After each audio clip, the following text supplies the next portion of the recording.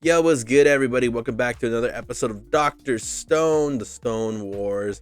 And the Stone Wars have come to a conclusion on episode 9, titled To Destroy and to Save. And in this episode, we get the resolution of the battle between the Kingdom of Science and the Kingdom of Might. And my oh my, was it a wonderful time. Because this episode begins with the desperation rush of both Chrome and Senku trying to figure out what can we make, what can we make, what can we make, and they're literally going through all their pockets to find out that there's got to be something. Of course, Chrome's first initial instinct is, all my life I've been a gatherer, I've been a science collector, like I'm here to collect, to gather materials to make my inventions, my scientific curiosity. So he's running off to do that, while the whole group, the whole the battle team is holding off Hyoga and holding off Tsukasa, and they're giving them a run for the money. Seeing Hyoga spin around his spear and like literally going through Kuhaku's dad and the rest of the whole village was intense. Seeing Kuhaku holding up and seeing Kinro and Magma both go against Tsukasa was pretty damn amazing. I mean, for a good hype moment, Tsukasa even mentions like, yo, like these guys got what it takes. Like I'd rather not kill them because they're like up there. They could have been like, if Hyoga's on like about the same level as Tsukasa and Ukio's like under them just a bit, I would say that maybe Ginro and Magma would be at the same level as Ukio. Just I would in the same ballpark, maybe not the same level. I'm not trying to power scale, but I'm just saying like in the sense of like battle power. Anyways, yeah, so he gives him that cool compliment, and that just leaves me thinking like, oh my god, like in another world they probably would have been at that level. And so Tsukasa is literally running through the whole team. Everybody's running through each other, and Gen is literally digging deep in his pockets to find the very least something that they can use, because the bat guano, the snake guano didn't work. There was not enough. They had enough nitric acid, but it wasn't strong enough to make the chain reaction what they needed, until of course out of the blue, well, not really out of the blue, but out of the desperation of what's left, they were able to use what's left of the sulfuric acid that they used to make the movie explosions, the movie bomb or the fake bomb, to create dynamite. And with dynamite, they just needed to figure out what's a way to show them that we got power without initially throwing it at them, because of course nitroglycerin is the same thing that literally leaks from the sweat of Bakugo. So imagine that, gathering it all up, collecting it, and just sparing it in one blast. It's literally dynamite, which is one of my favorite things. If you guys don't read the My Hero manga, please do. Like, I love Bakugo's hero name because it makes so much sense what his name is, and I just love it. But anyways, yeah. So,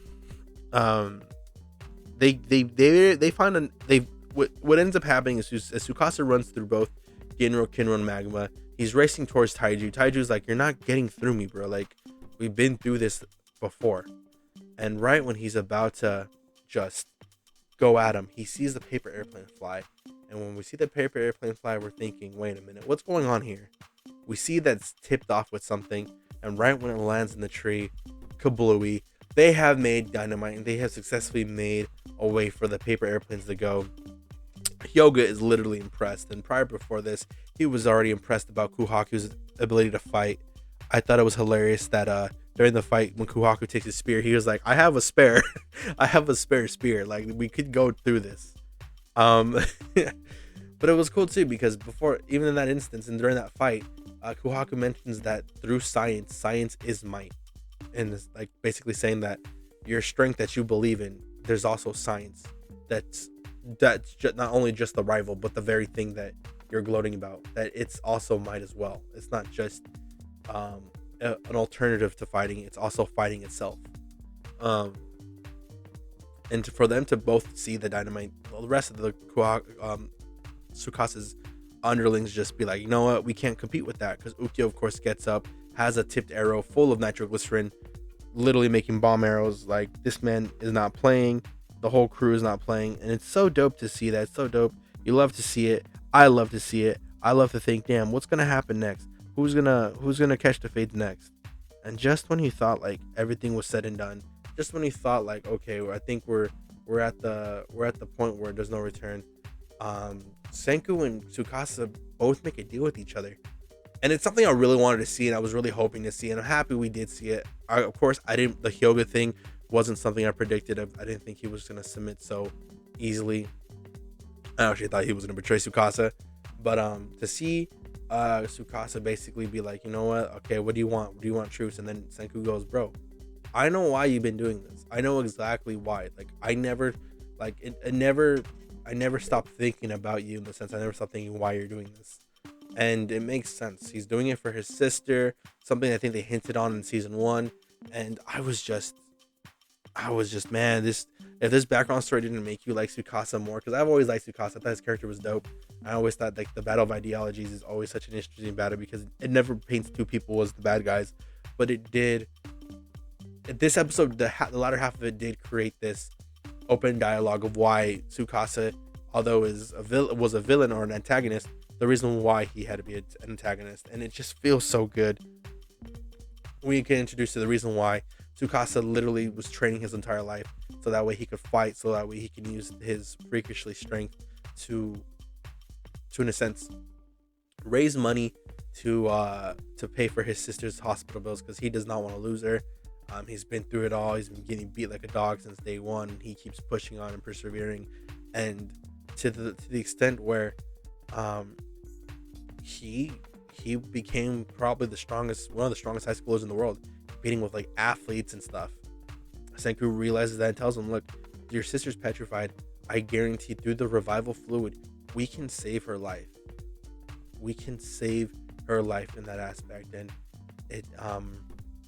it's very possible. Everyone starts running through the analysis. Yes, you killed Senku, but Senku used the revival fluid to revive him back because that petrified part of him, when it was revived, healed his neck as well. Like, these people can be saved, and you just have to believe in me. And when he says like, okay, why should I believe you? What if this is a red herring? He goes, bro, like all I have is my word in this world. And for Tsukasa, that alone is enough because he's always respected Senku in that regard. And during their little walk looking for the bodies, I think like the best line of dialogue is between Tsukasa and the rest of his group, and he tells them like, I do believe in this stone world. There's some people who deserve to live and deserve to die. There's people like we can't sustain every life like that because what if this happens? What if this happens? And he goes, no one else deserved to carry that burden. No one else deserved the burden of playing God except me. I put that on me to keep everybody else at bay and in safety. And you hear that and you're like, wow. Like just when you thought like, okay, he's kind of an asshole, he's a dick. He's doing this for a reason. He's being this antagonist because it's what's necessary for their community to survive. And I was just like, fuck, bro. Like, talk about this is like, it reminds me of the 100. That's what it reminded me of. If you guys ever seen that show, I really recommend watching it. But it reminded me of the 100, and I was like, damn, Tsukasa, I feel it. So the episode goes, of course, they help Tsukasa find his sister. They go to the hospital. They find out where it once was. They dig him up. They do what they can. And then we get to like the sweetest moment. They uncover his sister, and that episode ends. And I was just like, oh, dude, I want to see them bring her back to life. Tsukasa also mentions that no matter what, he's still going to be the antagonist against Senku because their ideals are too different. But he's willing to call this a truce for what it is. And I honestly don't think I think it's going to last longer than even Tsukasa believes. I think they're still going to be butting heads. But in the very least, Tsukasa and his army have at least joined the Kingdom of Science, and I'm happy to see it. And yeah, this episode, again, like I said, guys, 9 out of 10.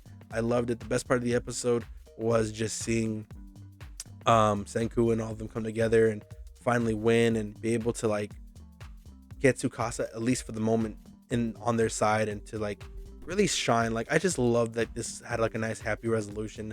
And other than that, I have nothing more than bad to say about this. This episode was actually pretty solid, more solid than most episodes, and I really dig it. But anyways, guys, this is to be it for your boy Poppy Wolf. Catch you later. I will see you guys in the next episode, and let's get this up to 15 likes, huh? Let's do that. Let's start setting goals. But yeah, catch you guys later. Peace.